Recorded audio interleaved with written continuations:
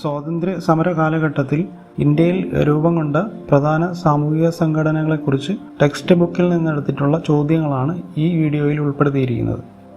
അപ്പോൾ ഇത് ഏതൊക്കെയാണെന്ന് നോക്കാം. ഒന്നാമത്തെ ചോദ്യം, 19-ാം നൂറ്റാണ്ടിൽ ബ്രിട്ടീഷുകാരാൽ സ്ഥാപിതമായ പ്രധാനപ്പെട്ട സ്ഥാപനങ്ങൾ ഏതൊക്കെയാണ് എന്നുള്ളതാണ്.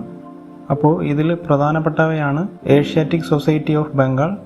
അത് സ്ഥാപിച്ചത് വില്യം ജോൺസ് ആണ്. 1784 സ്ഥാപിതമായത്. അടുത്തത് കൽക്കത്ത മദ്രസ. അത് വാറൻ ഹേസ്റ്റിങ്സ് ആണ് സ്ഥാപിച്ചത്. പിന്നെ വരുന്നത് ബനാറസ് സംസ്കൃത കോളേജ്.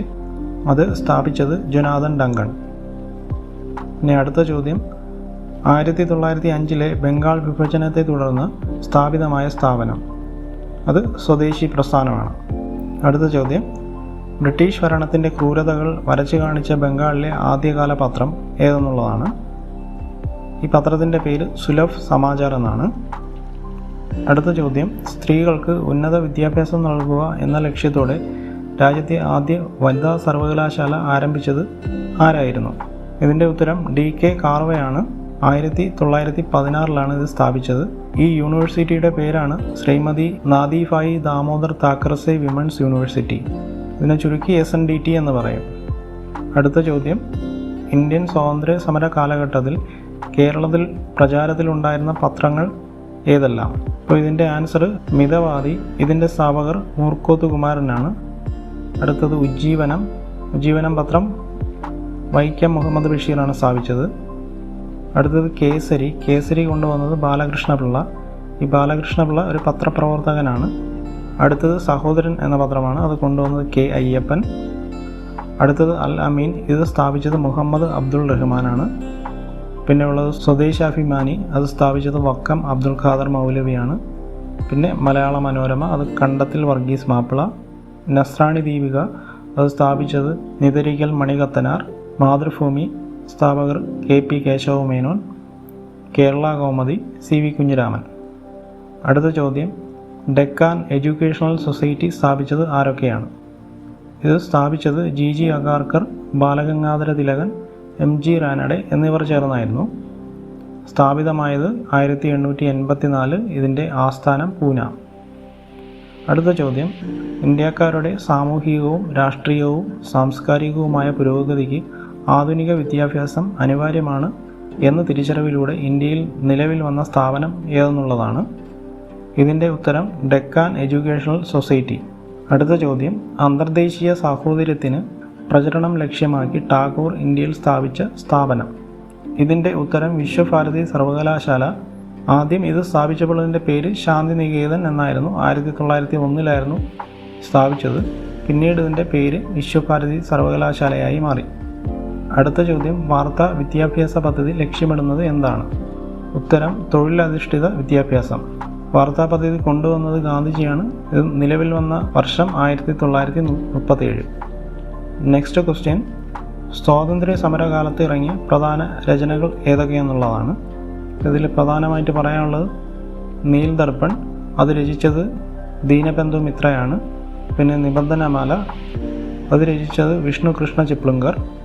അടുത്തത് ഗോദാൻ രചിച്ചത് പ്രേംചന്ദ്. പാഞ്ചാലി ചർദൻ രചിച്ചത് സുബ്രഹ്മണ്യ ഭാരതി. അടുത്തത് ആനന്ദമഠം രചിച്ചത് ബങ്കിം ചന്ദ്ര ചാറ്റർജി.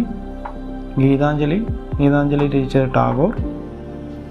അടുത്ത ചോദ്യം, ദേശീയ കാഴ്ചപ്പാടോടുകൂടിയ പത്രങ്ങൾക്ക് തുടക്കം കുറിച്ചത് ആര്?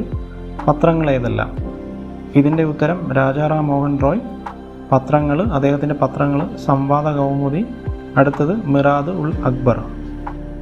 നെക്സ്റ്റ് ക്വസ്റ്റ്യൻ, സ്വദേശി സമരകാലത്ത് രൂപപ്പെടുത്തിയ ഇന്ത്യൻ ത്രിവർണ്ണ പതാകയുടെ സവിശേഷത എന്ത് എന്നതാണ്.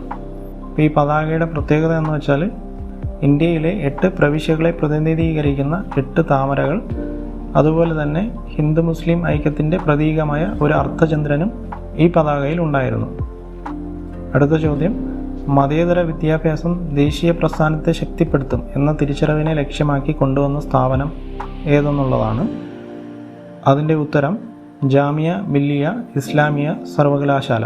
ഇതിൻ്റെ സ്ഥാപകർ മൗലാന മുഹമ്മദ് അലി, മൗലാന ഷൗക്കത്ത് അലി, ഡോക്ടർ സക്കീർ ഹുസൈൻ, MA അൻസാരി. ഇവർ 4 പേരും കൂടെ ചേർന്നാണ് ഇത് സ്ഥാപിച്ചത്. ഇത് സ്ഥാപിച്ചത് ഉത്തർപ്രദേശിലെ അലിഗഡിലാണ്. അടുത്ത ചോദ്യം പ്രേംചന്ദിൻ്റെ പ്രധാന കൃതികൾ ഏതൊക്കെയെന്നുള്ളതാണ്. അപ്പോൾ ഇതിൽ പ്രധാനപ്പെട്ട കൃതികളായിട്ട് പറയാനുള്ളത് സേവാസദൻ, പ്രേമാശ്രമം, ഗോദാൻ എന്നിവയാണ്. അടുത്ത ചോദ്യം ദീനബന്ധു രചിച്ച നീൽദർപ്പൺ എന്ന നാടകത്തിലൂടെ കർഷകരുടെ പ്രശ്നങ്ങൾ മനസ്സിലാക്കി സുരേന്ദ്രനാഥ് ബാനർജി സ്ഥാപിച്ച പ്രസ്ഥാനം ഏതെന്നുള്ളതാണ്. ഇതിൻ്റെ ഉത്തരം ഇന്ത്യൻ അസോസിയേഷൻ എന്നാണ്. ഇത് സ്ഥാപിച്ചത് 1876 അടുത്ത ചോദ്യം ചർക്ക മുദ്രണം ചെയ്ത ദേശീയ പതാക രൂപകൽപ്പന ചെയ്തത് ആര്? ഗാന്ധിജിയാണ് ചർക്ക മുദ്രണം ചെയ്ത ദേശീയ പതാക രൂപകൽപ്പന ചെയ്തത്. ഇനി അടുത്ത ഒരു ചോദ്യമാണ് ഇന്ത്യൻ ദേശീയതയുടെ ആവിർഭാവത്തിന് ചിത്രകാരന്മാരുടെ സംഭാവനകൾ. ഇതിൽ പ്രധാനപ്പെട്ട ഒരു ചിത്രകാരനാണ് നന്ദലാൽ ബോസ്. അദ്ദേഹത്തിൻ്റെ ഒരു പ്രശസ്തമായ ചിത്രമാണ് സതി. ഇതിൽ ദുരാചാരമായ സതി അനുഷ്ഠിക്കുന്ന ഒരു സ്ത്രീയെയാണ് ഇദ്ദേഹം വരച്ചിരിക്കുന്നത്.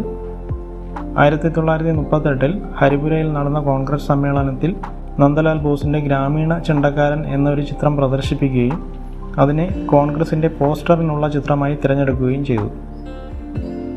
അടുത്ത ഒരു പ്രധാനപ്പെട്ട ചിത്രകാരിയാണ് അമൃത ഷേർഗിൽ. അമൃത ഷേർഗിലിൻ്റെ പ്രശസ്തമായ ഒരു ചിത്രമാണ് വില്ലേജ് സീൻ. ഈ വില്ലേജ് സീൻ എന്ന ചിത്രത്തിലൂടെ ഇന്ത്യയിലെ ഗ്രാമങ്ങളുടെ ജീവിതങ്ങൾ അവർ വരച്ചു കാട്ടി. അടുത്തത് അബനീന്ദ്രനാഥ ടാഗോർ. ഇത് ഒരു ബംഗാളി ചിത്രകാരനാണ്. ഇദ്ദേഹത്തിൻ്റെ ഒരു പ്രധാനപ്പെട്ട ചിത്രമാണ് ഭാരതമാത. ഇതൊരു ജലഛായ ചിത്രമാണ്.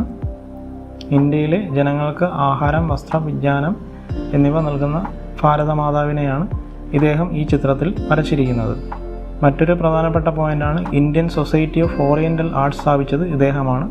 അത് കൽക്കട്ടയിലാണ്, 1907. ഇനി അടുത്തൊരു പോയിൻ്റാണ് ഇന്ത്യയുടെ വിവിധ ഭാഗങ്ങളിൽ സ്വാതന്ത്ര്യ സമര കാലഘട്ടത്തിൽ നിലവിൽ വന്ന പ്രധാനപ്പെട്ട സാമൂഹിക പരിഷ്കരണ പ്രസ്ഥാനങ്ങൾ ഏതൊക്കെയെന്നുള്ളതാണ്. ഇതിൽ പ്രധാനപ്പെട്ട ഒന്നാണ് ആര്യസമാജം. ഇത് സ്ഥാപിച്ചത് സ്വാമി ദയാനന്ദ സരസ്വതിയാണ്. ഈ സംഘടന വിഗ്രഹാരാധന അതുപോലെ തന്നെ ശൈശവ വിവാഹം എന്നിവ എതിർത്തിരുന്നു. അടുത്ത പ്രധാനപ്പെട്ട ഒരു സംഘടനയാണ് രാമകൃഷ്ണ മിഷൻ. ഇത് സ്ഥാപിച്ചത് സ്വാമി വിവേകാനന്ദനാണ്. ജാതി വ്യവസ്ഥ, അനാചാരങ്ങൾ എന്നിവ എതിർത്ത ഒരു സംഘടനയാണ് ഈ രാമകൃഷ്ണ മിഷൻ. അടുത്തത് അലിഗഡ് പ്രസ്ഥാനം. അലിഗഡ് പ്രസ്ഥാനം സ്ഥാപിച്ചത് സർ സയ്യിദ് അഹമ്മദ് ഖാനാണ്. ഈ സംഘടനയുടെ ലക്ഷ്യം ഇന്ത്യയിലെ മുസ്ലിങ്ങളുടെ സാമൂഹികവും വിദ്യാഭ്യാസപരവുമായ പുരോഗതിക്കായി വാദിക്കുക എന്നതായിരുന്നു. അടുത്തത് സ്വാഭിമാന പ്രസ്ഥാനം അഥവാ സെൽഫ് റെസ്പെക്ട് മൂവ്മെൻറ്റ് സ്ഥാപിച്ചത് EV രാമസ്വാമി നായ്ക്കർ. ഈ സംഘടന ബ്രാഹ്മണ മേധാവിത്വത്തെയും അതുപോലെ തന്നെ ജാതി വ്യവസ്ഥയെയും എതിർത്തു. അടുത്തത് ശ്രീനാരായണ ധർമ്മ പരിപാലന യോഗം. സ്ഥാപകൻ ശ്രീനാരായണ ഗുരു. ഈ സംഘടനയുടെ ലക്ഷ്യങ്ങൾ ജാതി വ്യവസ്ഥ, ദുരാചാരങ്ങൾ എന്നിവ എതിർത്തു. അതുപോലെ തന്നെ പിന്നോക്ക സമുദായക്കാരുടെ സാമൂഹികവും വിദ്യാഭ്യാസപരവുമായ പുരോഗതിക്കായി പ്രവർത്തിച്ചു. ഇത്രയുമാണ് ഇതുമായിട്ട് ബന്ധപ്പെട്ട പോയിന്റുകൾ.